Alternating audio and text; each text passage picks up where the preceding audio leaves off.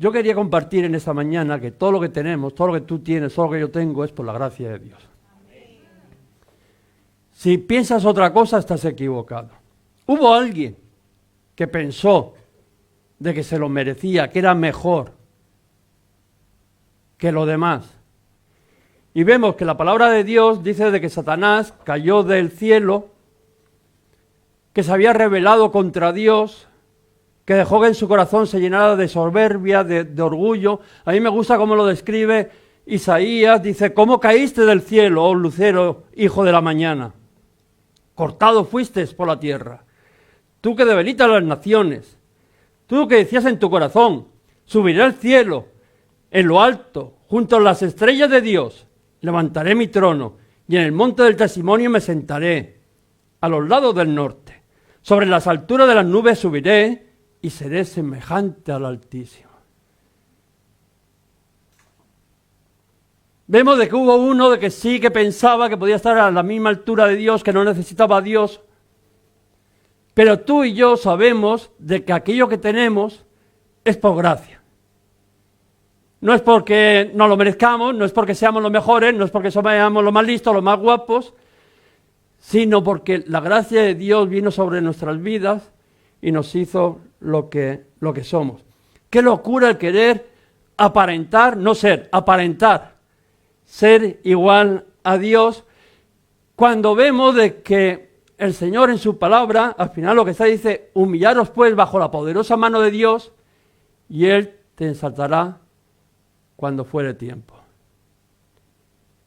Dice: tú sométete a Dios, y Él te levantará cuando sea el tiempo. Porque dice de que Dios resiste a los soberbios, a los engreídos, a los que dicen no tengo necesidad, y da gracia al humilde. Aquel que reconoce su necesidad y va delante de Dios y dice: Señor, ayúdame, porque yo con mi vida no puedo. Lleva tú mi vida porque yo soy un desastre, y yo sé que si tú tomas la rienda de mi vida va a ir de bendición en bendición. Por eso deja que Dios sea quien te ensalte. No te quieras poner tú en el lugar que no te corresponde, porque serás expulsado, serás derrotado, serás humillado. Sino deja que Dios sea aquel que te levante, que Dios sea grande en tu vida, porque dice que Dios es grande en el humilde de corazón. Aquel que le deja a Él el protagonismo. Y cuando tú le dejas el protagonismo a Él, dice de que eso, la humildad, es una fortaleza contra Satanás. Contra aquellos que quieren derribarnos, la humildad delante del Señor es una fortaleza contra Satanás. Y cuando hacemos las cosas para que el nombre de Jesucristo sea ensalzado, entonces podemos sentir, ver el respaldo de Dios en nuestras vidas. Cuando la gloria se la quiere dar a Él y no te la quieres llevar tú, vemos el respaldo de Dios respaldando cada una de aquellas cosas que haces, porque no es para glorificarte a ti, sino es para glorificarle a Él. ¿Amén? Entonces, decimos que lo que yo tengo, lo que tú tienes, lo que tú eres por la gracia de Dios. Soy por la gracia de Dios. Amén. Y es por la gracia que Dios nos bendice. En mi vida Dios me ha bendecido no porque sea especial, sino porque la gracia de Dios cayó sobre mi vida, lo mismo que ha caído sobre tu vida, por el mismo motivo que estás hoy aquí y Dios te ha bendecido. ¿Por qué? Porque a Él le ha placido. Porque somos bendecidos por gracia. Al hombre, ¿qué le corresponde? Dice, administrar todo aquello de que el Señor le ha dado, le ha regalado por gracia. No es cosa tuya que tú te tengas que ganar esos méritos, el Señor te lo regala, pero ahora dice, yo esto he puesto en tu mano, sin tú merecerlo, y ahora tienes que ser un buen administrador de cada una de esas cosas que yo he puesto en tu mano. Aquello que Dios nos ha puesto a cada uno de nosotros. Quiero que podamos leer en 1 Corintios 15, 9, el apóstol Pablo dice, porque yo soy el más pequeño de los apóstoles, que no soy digno de ser llamado apóstol, porque perseguía la iglesia de Dios. Pero por la gracia de Dios soy lo que soy. Aleluya.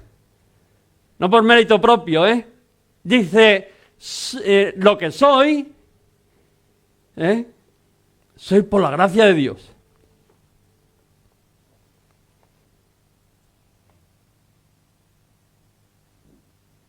Pero la gracia de Dios soy lo que soy, y su gracia no ha sido en vano para conmigo. Aquello que había recibido, dice, eso no ha sido en vano, eso no ha sido desperdiciado. Antes he trabajado más que todos ellos. Dice, pero no yo, porque alguno se piensa que es él el que hace las cosas, que es mejor que los otros, que trabaja más, que hace más, que tiene más capacidades. Dice que ha trabajado más que todos ellos, pero dice, pero no yo,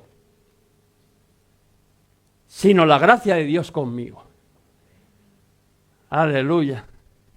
Qué bueno es entender que aquello que podía hacer, aquello que estaba haciendo, que decía que más que el resto, dice, eso no lo estoy haciendo yo, eso lo está haciendo la gracia de Dios en mi vida. Qué bueno es entender a aquellos que quieren servir al Señor, que no lo están haciendo porque son buenos, porque son mejores que los otros, porque tienen más cualidades, más talentos, más dones, sino porque es que la gracia de Dios ha venido sobre su vida, les ha dado algo que no era de ellos, sobrenatural, pero dice, pero voy a ser un buen administrador de aquello que el Señor me ha regalado. Que vemos de que Pablo dice de que es un buen administrador. Reconoce que lo que tiene es por la gracia de Dios, y la gracia de Dios al final lo que nos está diciendo de que es dado, no porque somos nosotros los mejores, porque hay gente que se piensa de que ya él va sobrado. Cuando va el ángel, ¿no?, a las 7 iglesias, va a la iglesia de la Odisea, y fijaros lo que le está diciendo. Porque tú dices, soy rico. ¿Cuántos dicen, no, yo ya tengo todo lo que necesito y me he enriquecido y de ninguna cosa tengo necesidad? Eso hasta dentro de la iglesia se oye, no, a mí el Señor ya me ha bendecido. Bueno, el Señor no. Esa gente suele decir, no, yo he encontrado mi trabajo, he hecho, me he preparado, he luchado y yo ya tengo todo lo que necesito. A mí ya no me hace falta la gracia del Señor porque yo ya tengo las cualidades suficientes para poderlo hacer, para poder vivir, para tomar la rienda de mi vida. A mí no me hace falta de nadie, porque yo soy suficiente. Y bueno, lo expresan con esas palabras. Pero lo que sí expresa con esas palabras es lo que dice el Señor luego. Dice, y tú no sabes que eres un desventurado, miserable, pobre, ciego y desnudo, si no sería porque la gracia de Dios está en tu vida. Porque si algo bueno hay en tu vida, algo bueno hay en mi vida, es por la gracia de Dios. Yo siempre le digo a las personas, quita lo que hay de Dios en cada uno de nosotros y nos quedamos como el peor de los miserables que hay ahí afuera, sin Cristo. Porque no somos mejores que los demás, sino que aquello de que Dios nos ha dado por su gracia, aquello que tenemos de Dios que no es tuyo, si es de Dios no es tuyo, es de Dios, nos hace la diferencia. Pero no tú, como decía Pablo, no yo, sino la gracia de Dios en mí. Y la palabra gracia, que viene no del griego, la palabra charis, que significa misericordia, bendición, regalo, expresión de bondad. Aleluya, o sea, lo que uno da al otro, pero ¿qué es lo que te hace falta? Toma. Aquello de que, no sé cómo expresarlo, es que no hay palabras para expresarlo. Aquello que Dios te ha querido bendecir de lo más, sin tú merecerlo, sin pedirlo. Una expresión, dice, de bondad, lo que nos recuerda de que aquello que tenemos es un regalo de Dios. ¿Por qué? Pues yo todavía no lo sé. Cuando miro mi vida digo, pues no se ve que habría visto el Señor. La verdad es que cuando miro a otros, a veces me pasa, digo, pues en ese tampoco no sé lo que ha visto. Pero cuando miro mi vida, que yo me conozco bien por dentro, mi interior, mi vida, lo que era, lo que soy, digo, no sé qué interés habrá visto el Señor. Pero por su gracia, no me digas el por qué, por amor, porque no hay otra explicación, lo ha querido así. Y ha puesto algo que es bueno, que es de Él, y me hace ser diferente a muchos que andan por ahí perdidos y sin esperanza. Y no me siento mejor, y espero que no te sientas mejor, porque no eres tú, sino es la gracia de Dios en ti. Amén. Pablo está diciendo que su gracia no ha sido en vano con él. Antes he trabajado más que todos ellos, pero dice, pero no yo, sino la gracia de Dios conmigo. Pero veíamos de que Pablo había sido un buen administrador de todas aquellas cosas que Dios había puesto en sus manos. De hecho, dice, yo he hecho más que los demás. Había administrado bien, y tú y yo tenemos que ser buenos administradores de lo que Dios ha puesto en nuestra vida. Aquello que el Señor ha puesto en nuestra vida, los dones, los talentos, los recursos, tenemos que ser buenos administradores. La palabra vemos, buen siervo y fiel, sobre lo poco me fuiste fiel, sobre lo mucho te pondré. Entra en el gozo de tu Señor. Y tú y yo tenemos una responsabilidad, el Señor ha venido, ha repartido sus talentos, cada uno conforme a su capacidad, no a todos igual. Dios no te pide aquello que tú no puedes dar, Dios te ha dado conforme a tu capacidad, a lo que tú puedes, te lo ha puesto en la mano y te ha dicho, ahora ponlo a trabajar. Yo te he bendecido para que tú seas de bendición a las naciones. Yo te he bendecido para que tú seas luz en tu casa. Y tienes una responsabilidad que vemos de que Pablo la había cogido. Dice, pero todo esto que yo hago no es porque sea mejor que los demás. Si alguno está sirviendo al Señor y el Señor lo usa, no es porque sea mejor que tú y que yo. Es porque se ha dispuesto, porque la gracia de Dios está en su vida, porque la gracia de Dios no ha sido en vano, ha caído en nuestras vidas y eso no es en vano, eso tiene que dar un fruto en nuestras vidas. Tiene que ser de bendición para los demás. Si a mí el Señor me ha bendecido, ¿cómo voy a ser igual que el que no tiene bendición? Si a mí el Señor me ha dado, ¿cómo voy a ser igual que aquel que no tiene nada? Tú tienes una responsabilidad. Porque el Señor ha puesto en ti aquello, además, que no merecías. Cuando te digo que no merecías, que no merecía yo tampoco. El Señor nos ha bendecido. Y no se trata de virtudes humanas. Por eso muchas veces nosotros entendemos de que cuando nos hablan de servicio, cuando nos hablan de hacer cosas, cuando nos hablan de bendecir a otros, siempre lo que miramos es humanamente qué es lo que tengo. Pero dice, no se trata de virtudes humanas, sino de la misericordia divina para con las vidas. Y cuando se trata de servir a Dios, o realizar esa misión, por decirlo divina, esa gran comisión que el Señor nos ha mandado, muchas veces hay una lucha interna en nuestras vidas. En todo, no te creas que eres tú el único que peleas y que tienes esas luchas, esas batallas, referente, ¿no?, a mi dignidad, a mi preparación. ¿Te ha pasado que te has puesto a mirar? Pero Señor, si yo no soy digno, aquel que se daba allí, golpes en el pecho, Señor, no soy digno ni de levantar mi voz hacia ti. Eso nos pasa, espero que nos pase. Por lo menos que lleguemos a ese pensamiento de decir, Señor, es que yo no estoy preparado, no soy digno. Pero lo que sí que vemos, que Moisés se negó varias veces a ese llamado de Dios y Y cuando Moisés se negó a ese llamado que Dios le hacía para ir a liberar a su pueblo, no era porque él no quería. Porque él ya lo había intentado anteriormente. Ya había fracasado. ¿Por qué? Porque lo había hecho en sus fuerzas, a su manera. A ver, y le salió mal.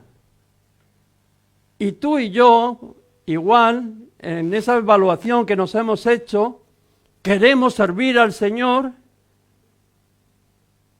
pero lo hemos intentado alguna vez y hemos fracasado. Y a nadie le gusta fracasar. ¿A quién le gusta fracasar aquí? A nadie. Sí, diría más, ¿quién lo ha intentado y ha fracasado? ¿No? Yo el primero. Que lo intenté en mis fuerzas y fracasé. Y a veces pensamos que no somos lo suficientes santos, maduros, para servir al Señor. Y también se levantan miedos, ¿no?, que nos hacen resistir esa voluntad de Dios. Hay un pensamiento, yo no soy digno, mi vida no está completamente ordenada. Vienen los miedos, los temores. ¿Qué voy a hacer? Caminar por fe, al final, a veces es difícil. Y nos resistimos a esa voluntad de ti. Pero algo que tienes que entender es que no se trata de ti, de tus virtudes, de tus capacidades. Cuando el Señor, cuando hablamos de gracia, estamos hablando que no vino a aquel que se lo merecía. Que no vino a buscar al don perfecto y entonces, oye, es que te lo has ganado. Cuando estamos hablando de gracia, dijo que vino a regalar, a dar a aquel que no se lo merecía. Entonces cuando tú dices, yo no me lo merezco, el Señor te coge y te dice, sí, no te lo mereces, pero es que no se trata de ti. El servir al Señor, el buscar al Señor, el llevar una vida de ser usado por Dios, no se trata de ti, sino se trata de lo poderoso que es Dios para poderlo hacer. Se trata de que Dios lo puede hacer.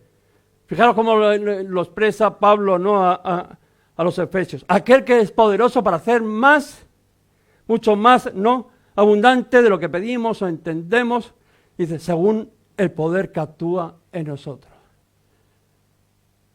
Aleluya, cuando nuestra limitación de lo que Dios quiere hacer es de hasta aquí, porque conmigo no va a hacerlo, porque yo no tengo las capacidades ni las condiciones que aparentemente el Señor exige, dice, el Señor hace mucho más abundantemente de lo que pedimos o entendemos, no según Él opera en nuestras vidas. Porque Él no quiere que lo hagas tú, sino esa gracia de Dios obrando en tu vida. Él no quiere que tú hagas las cosas. Él quiere que tú dejes que Él te use a ti. Que sea Él el que haga las cosas a través de ti. No te pienses de que Él está esperando de ti grandes cosas, ni de ti ni de mí. Lo que Él está esperando es que nosotros estemos dispuestos a dejarnos usar por Él. Porque a Él debemos de dar toda la honra. Dice, a fin de que nadie se pueda jactar en su presencia. Él lo quiere hacer todo para que tú no vengas a decir que lo hiciste tú con tus fuerzas, con tus recursos, con tu sabiduría. No, Él dice que coge lo vil y menospreciado para avergonzar lo fuerte y sabio de este mundo. ¿Para qué? Dice, para que nadie se pueda jactar en su presencia. Para que nadie venga como aquel orgulloso que hemos leído al principio y lo tenga que decir, tú no tienes cabida aquí conmigo. Y Dios escoge a personas normales y corrientes. Yo cuando estaba preparando esto y ponía, ¿no?, que Dios escoge a personas normales, le digo, pues no sé si somos normales o anormales, ¿no? Pensando en mí, pensando en mí, que nadie se me ponga bravo. Yo no sé si soy normal o no soy normal. Lo que sí sé es de que de lo que sea, soy de esa parte que con pocas capacidades. Que está claro que el Señor no vino a buscarme porque era el mejor. Y dice que Dios escoge a esas personas normales, corrientes, y lo vemos en la vida de Pedro. Cuando fue a buscar a Pedro vemos de que no era del mejor lugar de allí, de Galilea. Un hombre sin formación, pescador, más bruto que un arado. Lo vemos allí. No era un servidor del templo, como nosotros vendríamos a la iglesia a ver quién, ni era sacerdote, ni era escriba, ni nada. Ni cantaba en el coro, ni por hacer no hacía ni barrer la sinagoga. Al final, cuando miramos, dice, tenía un tremendo carácter inconstante, impulsivo. Ahí sí que, si está buscando el Señor de eso, aquí sí que puede encontrar, ¿eh? Amén, ¿no? Damos gracias, oportunidades ya tenemos. Porque por lo menos algún requisito de esos de Pedro tenemos. Pero fijaros, es que aparentemente no tenía nada bueno. No era del mejor lugar, no tenía formación, bastante bruto. No era un servidor, o sea, no era alguien que pertenecía allí al servicio del templo. Impulsivo, inconstante. No reunía ninguna de las cualidades que nosotros entendemos para el ministerio. ¿Tú irías a buscar a alguien para el ministerio, para, no sé, para ponerlo aquí de pastor, a alguien así?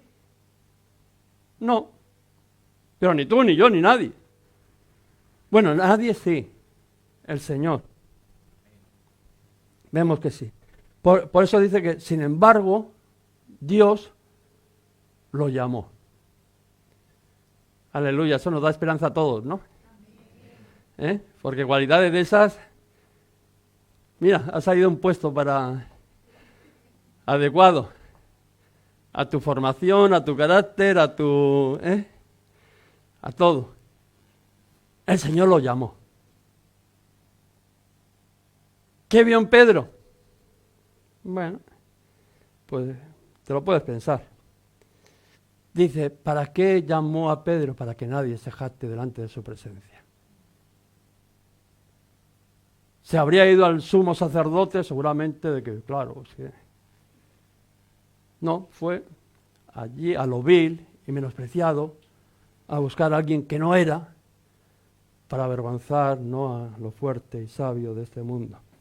Y vemos de que ese hombre que no era, vemos de que la gracia de Dios le hizo ser un promotor del avivamiento que conocemos ahí en Pentecostés, y la primera predicación 3.000, la segunda 5.000, y cuando dice que predicaban de una manera que decían que era notorio, que eran hombres sin letras. Fijaros cómo dice. Entonces, viendo el denuedo de Pedro y Juan, sabiendo que eran hombres sin letras del vulgo, o sea, se maravillaban. Fijaros cómo es la cosa, que no es que solamente que no lo eran, sino que los demás se daban cuenta cómo eran. Pero aún así se maravillaban de cómo predicaban. Y vemos de que este hombre que no tenía ninguna cualidad no se conformó. Como decía Pablo, la gracia de Dios no ha sido en vano en mi vida. Yo me he esforzado mucho más que todos estos. Y Pedro vemos de que al final era lo mismo, no se conformó con lo que tenía. No, porque si no era hombre de letras, si no sabía escribir, dicen, yo no, pero la gracia de Dios en mí.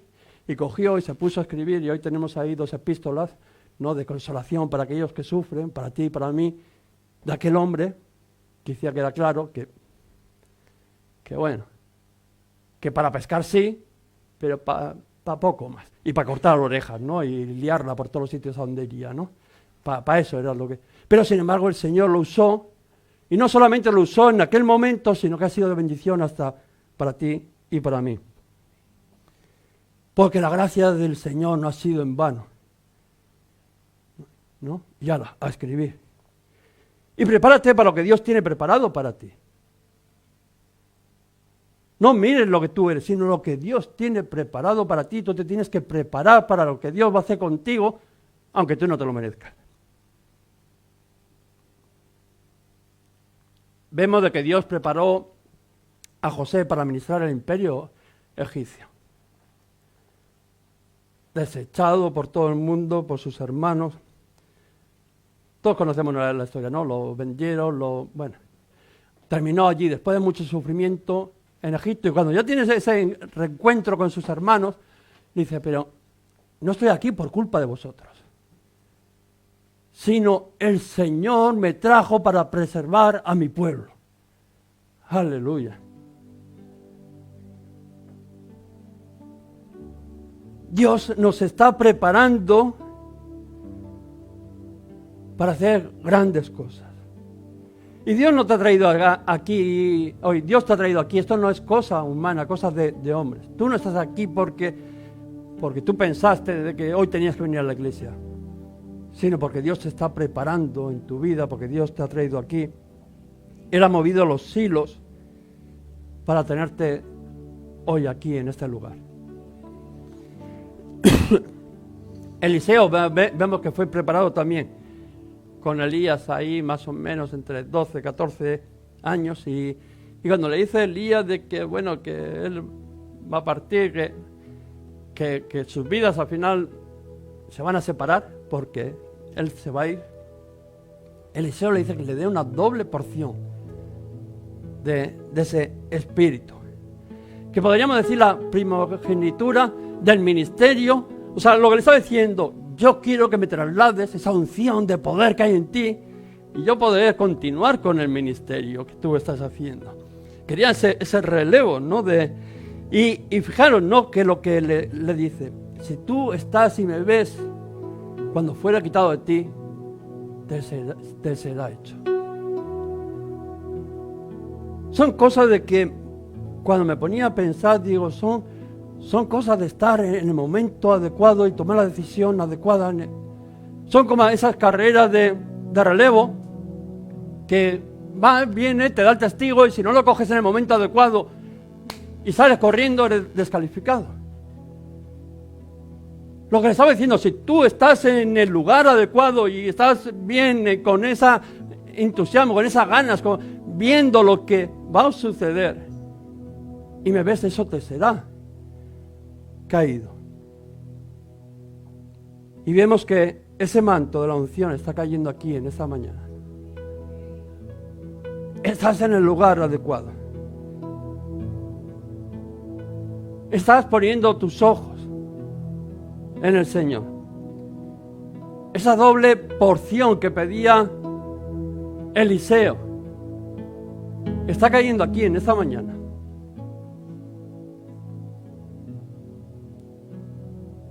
Estarán tus ojos abiertos, estarán mirando, estarán deseando de coger.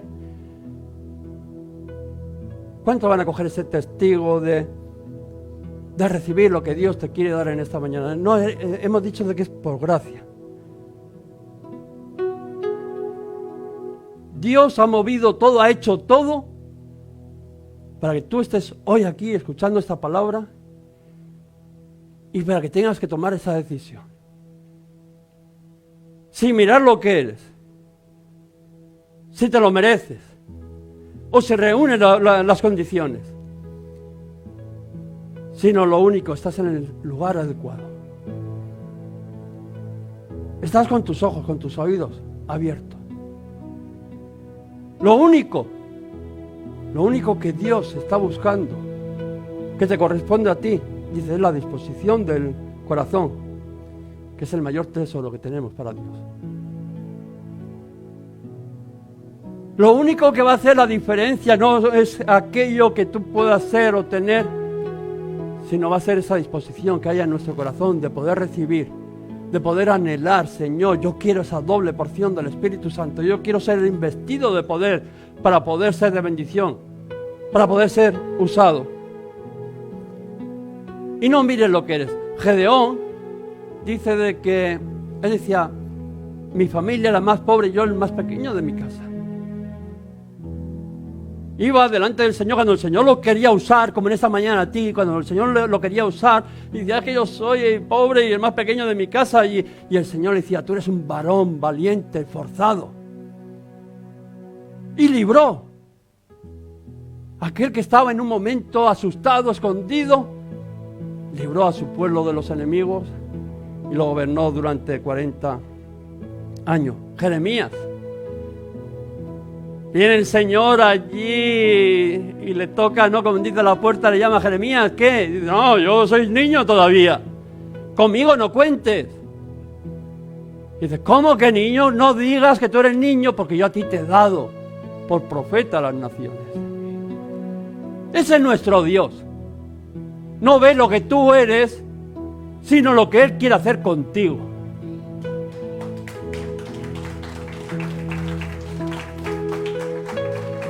Moisés, que puso excusas hasta enojar al Señor. Este es de los nuestros, ¿eh?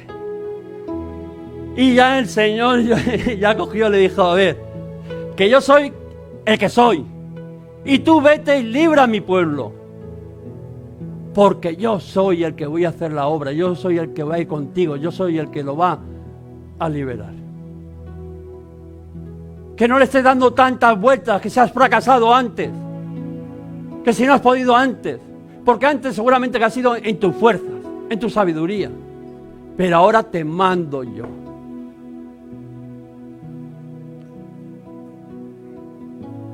Vete y libera a mi pueblo. Del resto me encargo yo. Todos ellos tenían algo en común. Una disposición del corazón. A pesar de que se sentían como se sentían, dispusieron su corazón y Dios hizo grandes cosas en su vida. Y en esta mañana, no es porque no lo merezcamos, pero el Señor se manifiesta una vez más, quiere manifestar su gracia una vez más. Y además es para que nadie se jacte. Por eso seguramente uno de los que estoy aquí soy yo, porque para que nadie se pueda jactar. Pero Él quiere capacitarnos. Él quiere llamarnos. Él quiere ungirnos como esa doble porción que pedía Eliseo y por gracia. Voy a pedir al grupo de alabanza que suba. Vamos a estar ministrando porque vamos a correr un poquito las sillas para atrás. Vamos a estar orando. Que en esta mañana podamos ser llenos, capacitados, no para ser mejores que nadie, sino para ser usados por el Espíritu Santo. Y la gracia de Dios es suficiente en tu vida. Él no está mirando lo que eres, Él no está mirando cuánto tienes, Él no está mirando ni tu santidad, ni tus recursos, ni tu capacitación. Lo único que está buscando es si tú tienes disposición en tu corazón. Eso es lo que Dios está buscando. Si hay corazones dispuestos en esta mañana a decir, Señor, aunque yo no lo merezca, pero lo quiero, porque tú me lo has regalado. Vamos a ponernos en pie, vamos a estar orando, vamos a adorar, a tener un tiempo de adoración, de administración, decirle, Señor, yo quiero recibir eso que tú tienes preparado para regalármelo, ese regalo del cielo, ese regalo divino que caiga en esta mañana sobre mi vida, tu gracia. Pablo decía, soy lo que soy, pero no porque yo lo sea, sino porque la gracia de Dios ha caído sobre mi vida. Y en esta mañana el Espíritu Santo quiere caer sobre tu vida, poner de esa gracia, quiere capacitarte y además quiere que esa gracia que Él va a poner en tu vida o que ha puesto en tu vida, que no sea en vano, que sea fortalecida, que sea de bendición, que te haga ser de bendición allí donde el Señor te ha puesto. Aleluya, vamos a adorarle al Señor. Háganos llegar tus peticiones de oración al teléfono que hay a continuación. Toda la iglesia nos comprometemos a orar para que el Espíritu Santo te ministre en esas necesidades que estás viviendo. También nos puedes seguir ahí por las redes sociales, Iglesias Restaurados para Restaurar. Los domingos a las 11 de la mañana estaremos con nuestro culto. Que Dios te bendiga.